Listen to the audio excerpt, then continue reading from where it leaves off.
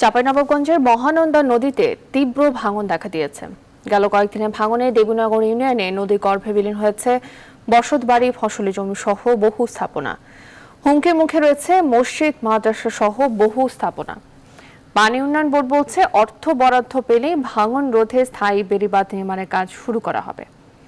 মোহাম্মদ রফিকুল আলমের তথ্যচিত্রে দেখুন desk report.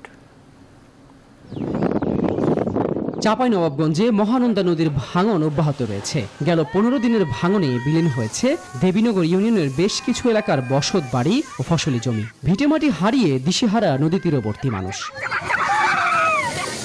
স্থানীয়দের অভিযোগ, নদী ভাঙন রোধে পানি উন্নয়ন বোর্ড কার্যকর কোনো পদক্ষেপ না নেয় প্রতি বছরই ভাঙনের শিকার হচ্ছেন তারা। এ অবস্থায় স্থায়ী বেড়িবাঁধ নির্মাণের দাবি তাদের। অন্য কোথাও জায়গা জমি বাড়ি করার মতন নাই।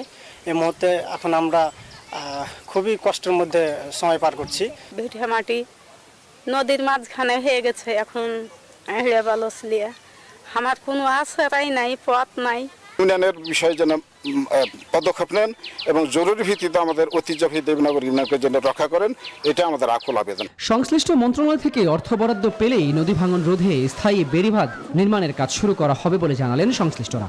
সমস্ত স্থানগুলোকে অ্যাড্রেস করে একটি কারিগরি কমিটি গঠন করা হয়েছে। কারিগরি কমিটি স্থান ভিজিট করেছে। আমরা ডিজাইন ডাটা ইতিমধ্যে প্রেরণ করেছি।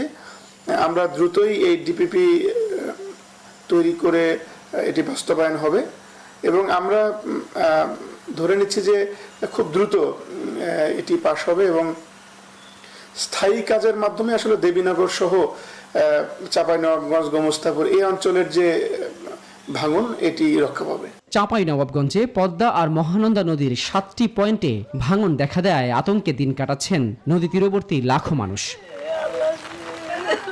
Desk report, news 24।